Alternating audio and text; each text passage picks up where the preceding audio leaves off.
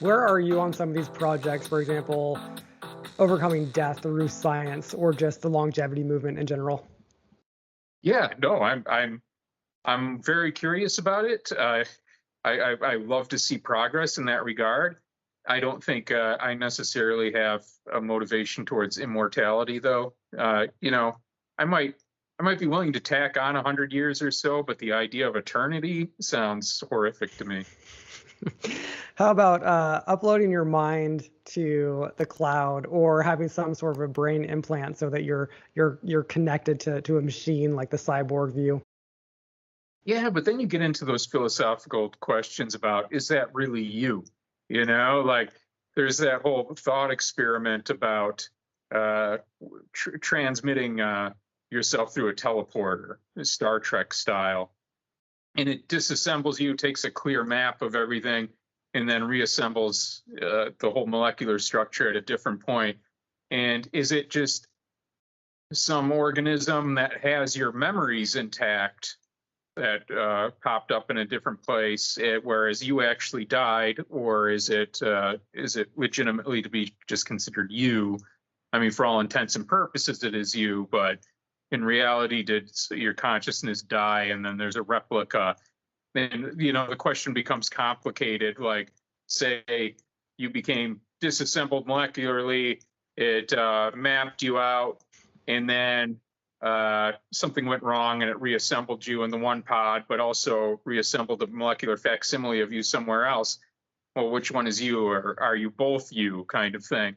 And anyways, that's just my long way of saying that at the end of the day, I think you can't really replicate your consciousness in a computer and have it be you. It's always going to be just a copy of you.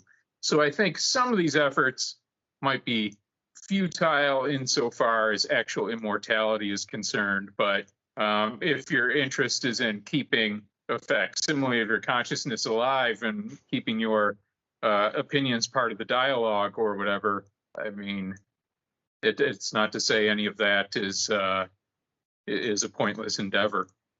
Yeah, excellent points. I think that all of that is very well taken. My rebuttal to that tends to be the idea that, yes, all of this is absurd and you might be destroying yourself. But I like to look at this from the other way around. What if we started as machines and then we're merging into biological life forms? It would be just as absurd. Like the idea that let's say we were machines, we'd be like, wait, but you could be born as a twin? Like, what the hell is that? Like, how could you be like, that's insane to be like a twin? Or you could be born with like all these weird diseases that we can get. Everything is kind of absurd when you're talking about consciousness because like we still don't understand it. But I like to draw that parallel. Like, how absurd is this? Like, destroying your body and then recreating it as a machine versus like if we were to do that the other way around, equally absurd, but we like just accept the fact that our lives already are utterly absurd. I don't know. Yeah, no, I'm really fascinated by the arguments regarding AI, and I do see a lot of what I think is undue panic about AI, but I also see what I think is misplaced panic, where panic might be more appropriate in other directions. But I often see these arguments about, well, you know, a conscious artificial intelligence isn't going to need to conquer us or do any of these things that we fear they might do because they won't have the same motivations as us. And I feel like they're already getting ahead of themselves because I think after a while, the most sensible thing for the designers to do will be, and they already do this, is design these things off of biological models. So they might find that they want to motivate these things one way or another, try to put more, instinctive responses. And I don't know, we just don't know what direction they'll take this. So I think it's too early to say, well, that wouldn't happen because it very well might, if it happens in the biological world, that they'll try replicating it in the scientific realm just to have greater insights even as to how we developed and evolved. There's a big battle right now between the doomers and the tech optimists. The doomers saying that one way or the other, we're basically going to destroy ourselves. And also on that side is the fact that like no one's really procreating anymore. There's an epidemic of loneliness. Our basically you get a cell phone to get more depressed, especially if you're a teen girl. I mean, like, and then on the tech optimist side, it's more the idea that, I mean, in my view, everything is, we've been there, done that without tech. So we just need to, like, we're in the infancy of technology and it's going to absolutely fuck things up, but we need to like start getting used to it because it ain't going away, that sort of thing. And also just like, you know, you can have a litany of reasons why technology has made life better in so many ways. I work from home, you know, it's not too bad. But yeah, like, where do you fall on that line of being a tech optimist versus a doomer? You know, it depends on the day, and it depends on what I see happening. For the most part, I've been a tech optimist until more recently. I think there has been a horrific failure to think some of these things through. I honestly thought rolling out Chat GPT as a search engine was one of the dumbest things they could have done with that AI technology. I thought the idea of having kind of a single conversational answer to any question put into a search engine sounded awful. It sounded like it could only hyperdrive the problems we have with social media now, people's kinds of information bubbles and tribalization, polarization. And I was wondering what they were going to do about the notion of personalized responses from a ChatGPT engine. If somebody searching for answers, there's often many answers to any given question. And how is it going to summarize that and do justice to all of that? Or was it going to start boiling down to, as I said, personalized responses to people, which further drives their polarization and inability to think outside of that?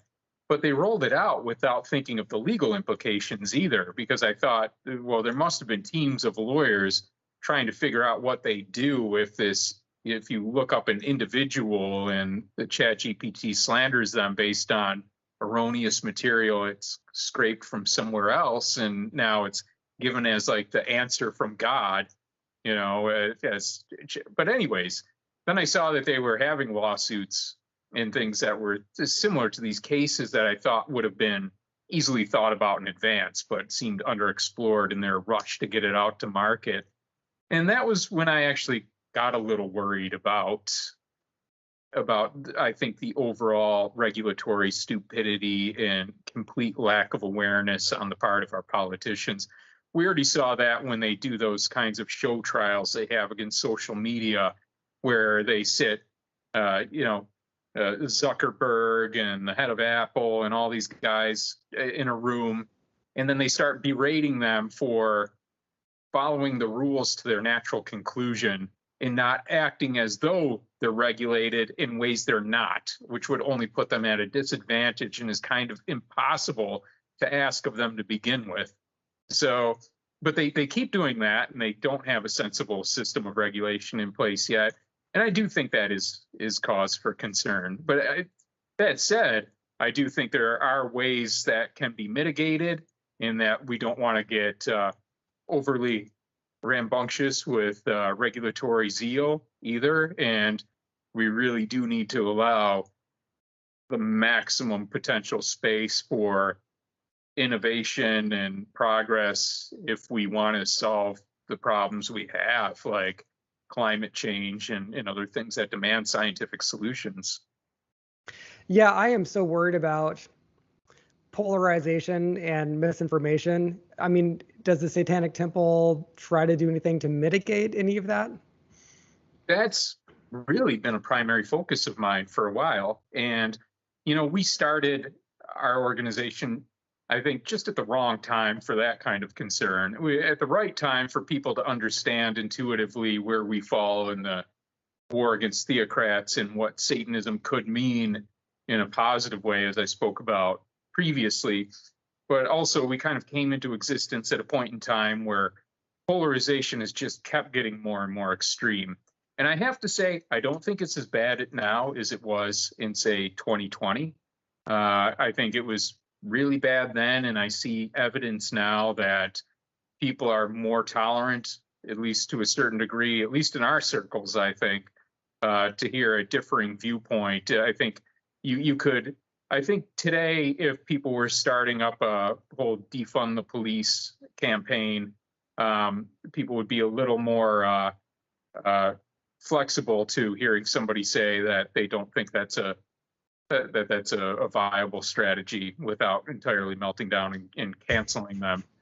But I think, the polarization problem is still extreme, and still we can see the repercussions of that, and we can see the negative side effects through everything that we do, to the point now where people don't seem to care whether they're being lied to by the politicians they support. Any crime is justified because the other guy is worse. And we've seen conspiracy theories, I think, get exponentially stupider also.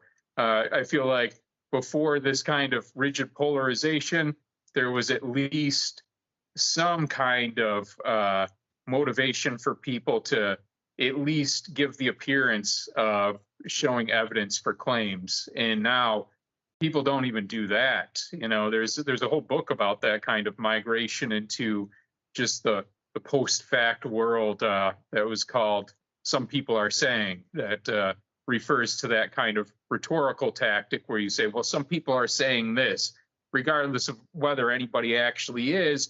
You've suddenly thrown out a claim that people just take at face value because it's there. And I feel like we see so much of that now. And I've been thinking about ways to mitigate that, because I've seen that be a problem within our organization as well.